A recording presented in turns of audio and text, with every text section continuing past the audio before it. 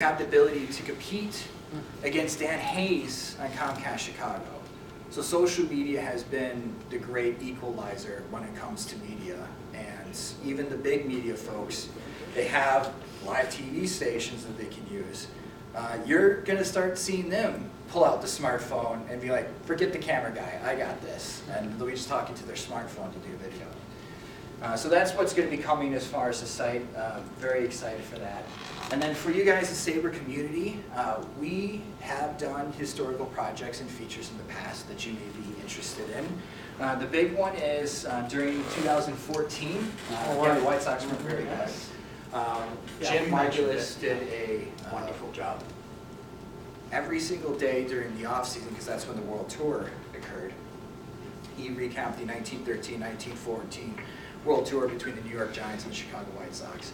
It was fascinating on all the side stories, especially how life was on the boat. I believe it was the Lusitania?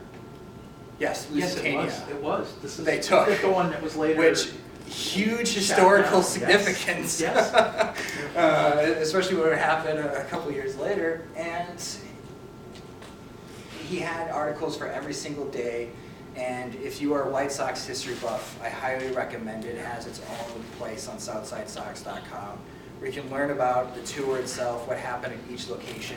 They played baseball by the pyramids in Cairo, and there are photos of it. Yeah. And Jim went to Cooperstown to access some of the archives they had from the tour, was able to take pictures of it, take some video. So it's really great stuff. The historical piece I did last year, if you remember Ken Berry, the former Chicago White Sox center fielder. Jumping over the fence. Yeah, Bandit. Oh, man. I interviewed him about his lone All-Star appearance in 1967. And oftentimes when you talk to baseball players about that type of honor, they brag about it. He hated it. So it's a very interesting perspective on how a player whose only All-Star appearance that he ever made, and he did not get a chance to enjoy it. And a lot of drama on how he even made the team. So it was pretty fascinating to speak to Ken Berry about that.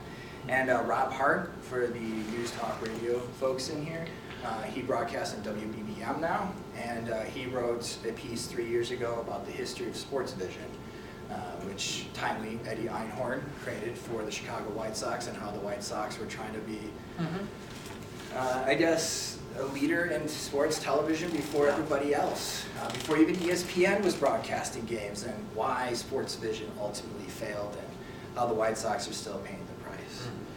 So that is as far as my presentation.